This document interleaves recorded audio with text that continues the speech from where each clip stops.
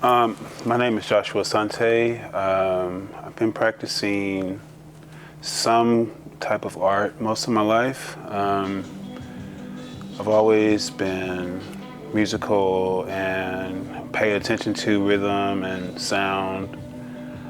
So I think my journey as a musician started really young.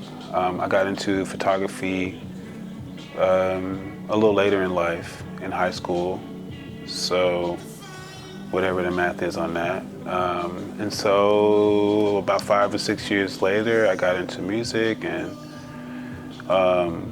currently my practice is an interdisciplinary practice. I paint, I'm a photographer, a musician, I write some, I design. My greatest inspiration is just to keep making. I like to make art for the rest of my life. And I feel like it is just that, it's a way of life. It's not a thing that I do. It's something that I am. And so I think I'm mostly inspired by creating a life where I can like live in my fullness, you know?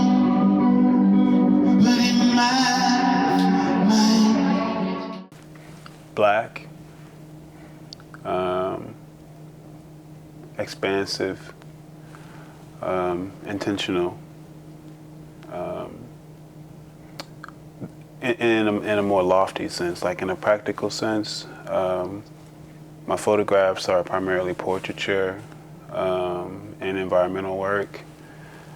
I dabble some in architectural work, but mostly portraiture and environmental work.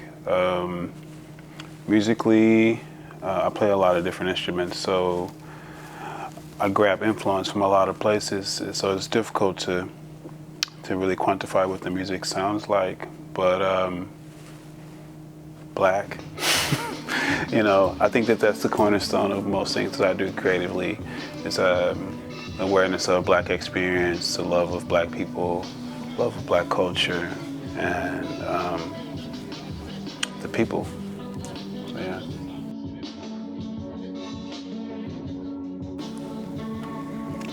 I don't know. I think, you know, I've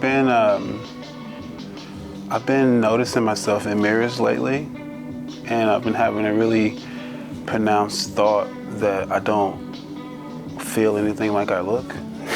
Like I think I look to myself a lot calmer, a lot less troubled than I feel.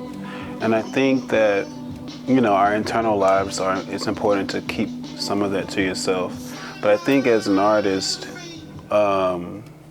one thing I wish that I could convey more to people who encounter me in art spaces is that often in art spaces, like at exhibits or at shows, I often get the sense that like what people see is not what's going on internally. Like, I don't know, I feel like I kind of emote like I don't want to talk or like I don't want to be bothered, you know, and which is true sometimes, but it's not as true. It's not true as often as I think people believe. I think I like people more than people think I like people. I have some public art projects coming up. I start teaching photography at UAPB, and I'm working on some more records. Release some albums this summer. I have some touring coming up in a few weeks. Playing some live shows for the first time in a while. So all the things, busy. Anytime we talk about money, things get weird. Not anytime, but typically people don't like talking about money and having like a plain conversation about money. And I think that the tone of that, like that vibe in the arts world, it's really parasitic, and artists lose out the most. Just by the virtue of like, you know, conversations about money kind of being dirty. Like you should be so passionate about what you're doing that you would do it for free. Well, I've been doing it for free my whole life, and You know, you don't pay me for what I do, you pay me to show up, and I put the premium on that. So as it relates to the fellowship, I think that like it was just encouraging to have money be a part of a conversation and it not be weird. Like there be an opportunity for financial gain as an artist, and you know, there's no weird conversation related to it. It's like, hey, do you do this type of work? Okay, there's money available for artists who do this thing, and there's no paternalism and no micromanagement of it. So it's just encouraged me to keep forward, you know, and keep outward. And so, yeah, I think it's important that artists feel supported.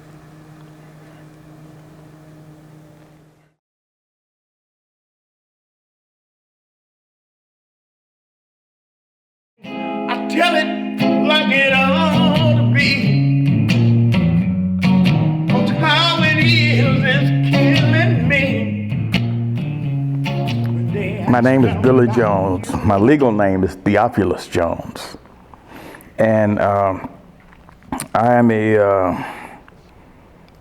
an authentic Delta blues artist, and I've been doing it for like 50 plus years. I travel the blues highway. I play the juke joints and the casinos. I started out originally playing with Calvin Levy, who is an Arkansas artist that had the song Comen's Prison Farms, a blues song. I also played with Little Johnny Taylor and Larry Davis. Larry Totsy Davis is the guy that originally did the song that Stevie Ray Vaughan re-recorded, Texas Flood. And we played on the 9th Street corridor over there by Mosaic Templar, and every little town and juke joint place you can think of in Arkansas. This is just what I do. I've been on the road and playing blues ever since I was 14 years old. I'm 71 years old right now. And like I say, touring with Little Johnny Taylor and Totsy Davis and Calvin Levy in the beginning. But later on, you know, other people, other places. I've toured Europe several times.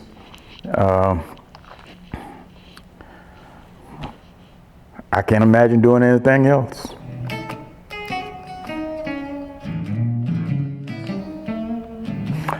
I would describe what I do as, once again, authentic American Delta blues, which is why I brought my instrument with me to give you an explanation as to what I'm doing.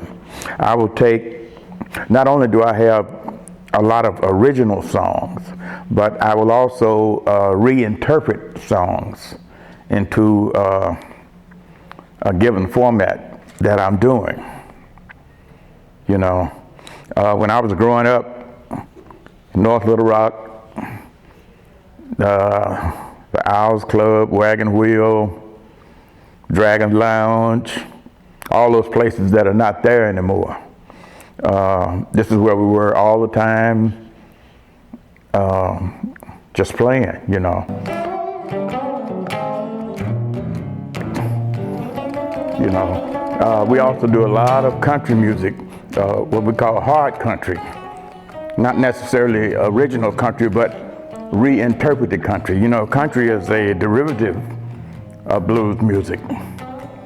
You know, you couldn't tell it by looking at the Country Music Awards, maybe.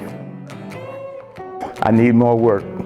I need to be booked in Arkansas.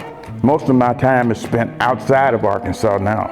Now that all of the original juke joints and nightclubs and all that stuff have been eliminated, urban renewal came in and destroyed 9th Street, which was a community. This is a cultural. That's what the juke joint sounded like. Urban renewal just wiped out those communities where our livelihood came from. The grant comes along and it gives you a little wind to sail with, and a little leverage. It's a very, very important thing. It has helped me to start this project that I'm doing now about Americana, but also maintenance and repair of our vehicles and equipment. So anybody out there that's watching this video, book my band there. We're ready to play.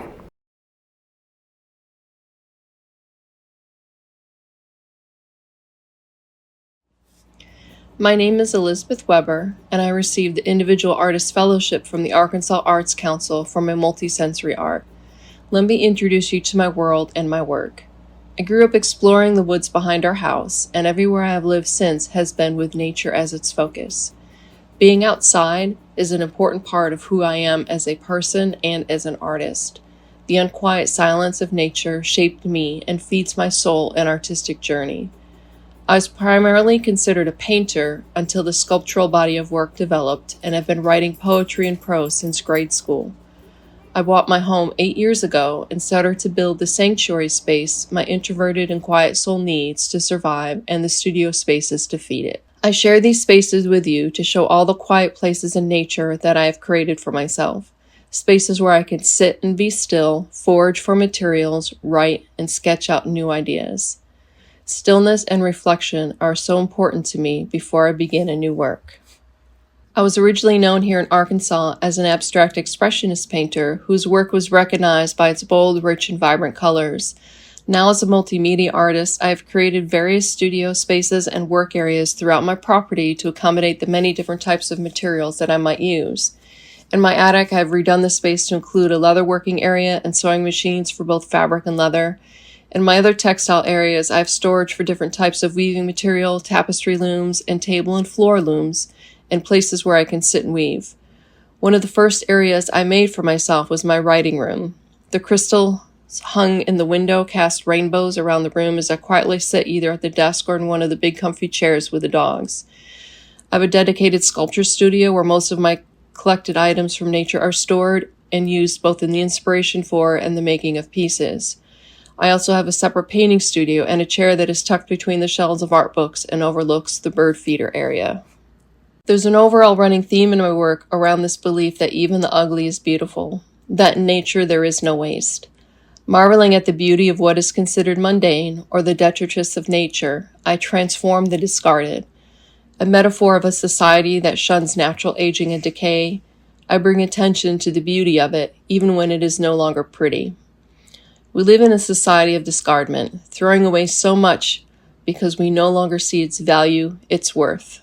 I create from the space of seeing the value in life from formation to decay. Even a simple leaf, long after it stops making food for the tree through transforming the sun, nourishes the tree roots through its decay on the ground beneath it. In my sculptures, I start from that space that provides the darkness, the shelter, the space that allows the transformation, the metamorphosis, the shedding, so that new growth and change can happen.